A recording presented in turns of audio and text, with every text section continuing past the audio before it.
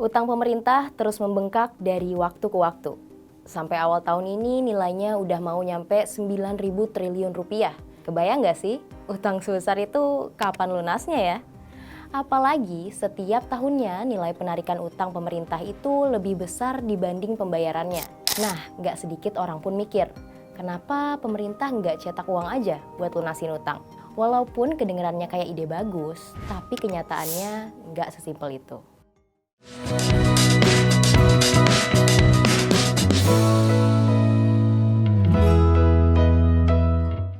Jadi sebenarnya ada beberapa alasan kenapa pemerintah nggak bisa segampang itu nyetak uang buat bayar utangnya. Sebelum kita bahas itu, mungkin kita lihat dulu deh nilai utang pemerintah. Kalau kita ngelihat data Kementerian Keuangan, total uang pemerintah itu nyampe sekitar 8.900 triliun sampai akhir tahun 2024. Ini naik sekitar 1% dari tahun sebelumnya. Nilai utang itu sebenarnya kemungkinan besar udah berubah sekarang. Karena dari awal tahun ini aja, pemerintah udah narik utang baru hampir 350 triliun rupiah. Ini bakal terus nambah karena target penarikan utang pemerintah sampai akhir tahun itu segini. Kalau kita lihat data, pemerintah itu emang lebih banyak narik utang baru dibanding bayar utang setiap tahunnya. Makanya, total utang pemerintah itu cenderung terus naik dari tahun ke tahun. Kalau gitu, kapan lunasnya utang pemerintah? Makanya, mungkin gak sedikit orang mikir, ya udah pemerintah cetak uang sendiri aja buat bayar utang. Masalahnya, pemerintah nggak bisa seenaknya nyetak uang. Karena wewenang buat cetak uang dipegang sama Bank Indonesia. Lembaga keuangan moneter yang bergerak independen atau tidak terikat sama pemerintah. Dalam proses mencetak uang ini, BI juga harus mastiin stabilitas nilai tukar rupiah. Maksudnya gimana tuh? Jadi, uang yang kita pakai sekarang ini itu dikenal dengan nama uang fiat.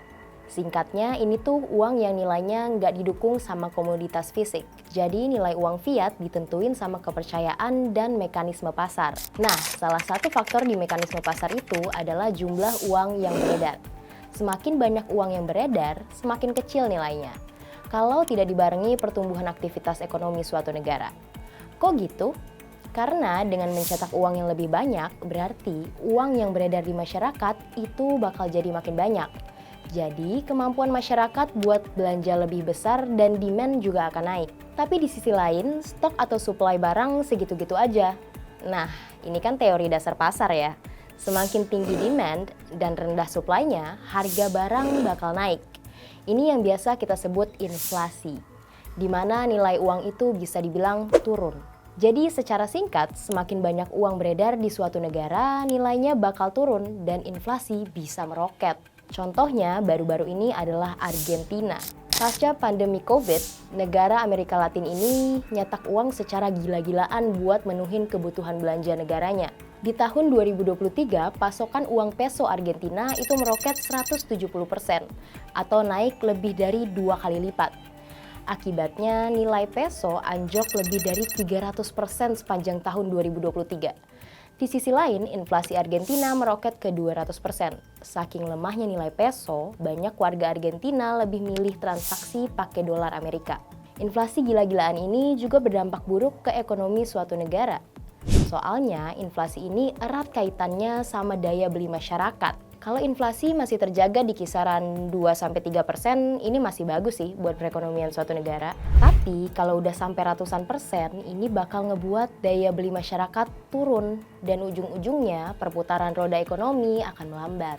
Jadi makin banyak uang yang beredar itu nggak berarti bagus buat suatu negara. Bukan cuma pertimbangan ekonomi. Opsi pemerintah mencetak uang buat bayar utang itu sebenarnya bisa dibilang sama kayak gali lubang, tutup lubang. Sebelumnya gue udah bilang kalau pemerintah nggak bisa seenaknya nyetak uang. Karena wewenang itu dipegang sama Bank Indonesia.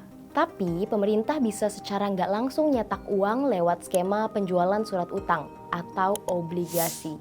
Kayak yang kita tahu, pemerintah bisa menjual surat utang. Nah, surat utang ini bisa dibeli sama suatu lembaga, perorangan, atau bank sentral sendiri. Lembaga keuangan atau perorangan itu beli surat utang make uang yang udah beredar. Sementara kalau bank sentral, mereka nyetak uang untuk beli surat utang yang tadi. Skema ini juga biasa disebut dengan quantitative easing. Ini tuh kebijakan di mana bank sentral ngebantu pemerintah ningkatin jumlah uang beredar dengan membeli surat utang tadi. Ini nih yang dilakuin pemerintah sama Bank Indonesia waktu pandemi COVID kemarin. BI beli surat utang negara senilai ratusan triliun rupiah supaya pemerintah punya uang buat ngerespon krisis waktu itu. Jadi itu dia skema nyetak uang yang bisa dilakuin sama pemerintah. Tapi emangnya itu bisa nyelesain masalah utang pemerintah? Jawabannya enggak juga. Kenapa? Karena pemerintah harus bayar surat utang yang dibeli sama BI tadi. Jadi, walaupun pemerintah bisa bayar utang lamanya dengan uang yang dicetak BI tadi, pemerintah harus tetap balikin lagi utang itu. Ini juga sebenarnya yang dilakukan sama pemerintah buat bayar utang di BI waktu pandemi. Karena keterbatasan anggaran belanja, pemerintah milih buat bayar utang jatuh tempo BI, make utang lagi dengan tempo yang lebih panjang. Bahasa kerennya debt switch. Makanya nggak salah kan kalau disebut semacam gali lubang tutup lubang. Skema print uang ini justru kayak lingkaran utang yang nggak ada habisnya. Jadi udah kejawab kan kenapa sebenarnya pemerintah nggak bisa seenaknya nyetak uang buat nyelesain masalah utangnya. Kalau gitu, gimana dong cara pemerintah bisa ngelunasin utangnya yang udah mau tembus 9.000 triliun? Sebenarnya nggak salah sih suatu negara itu punya utang. Karena utang itu kan sebenarnya jadi semacam alat buat pemerintah ngejalanin program-programnya. Negara-negara maju kayak Jepang, Amerika, sampai Jerman aja punya utang kok. Yang penting itu negara harus mastiin utangnya sehat atau enggak. Salah satu indikator yang biasa dipakai untuk ngelihat sehat atau enggaknya utang suatu negara itu adalah rasio utang terhadap produk domestik bruto. Rasio utang terhadap PDB Indonesia itu masih di kisaran 40%. Ini sebenarnya masih lebih rendah dibanding negara-negara tetangga, kayak Thailand, Malaysia, sampai Singapura. Berarti utang Indonesia lebih sehat dong dibanding negara lain.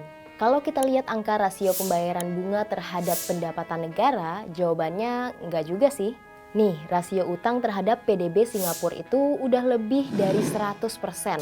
Artinya utang pemerintah lebih gede dari aktivitas ekonomi negaranya. Tapi bunga utang yang Singapura bayar itu setiap tahunnya cuma nyampe 0,1%. Kecil banget kan?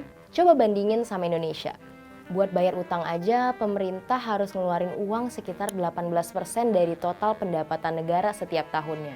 Artinya, hampir 1/5 pendapatan negara itu cuma buat bayar bunga utang doang.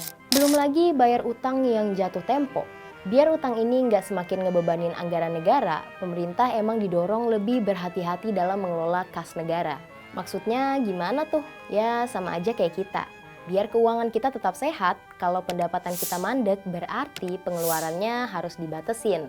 Supaya apa? Supaya nggak ngutang. Nah ini sama kayak APBN. Supaya utang pemerintah bisa terjaga, berarti pendapatan dan belanjanya harus diseimbangin. Supaya defisitnya terjaga. Kalau defisit terjaga, berarti kan pemerintah nggak perlu narik utang banyak-banyak. Syukur-syukur kalau utangnya bisa turun. Menurut kalian sendiri, mungkin nggak sih pemerintah bisa ngelunasin utangnya?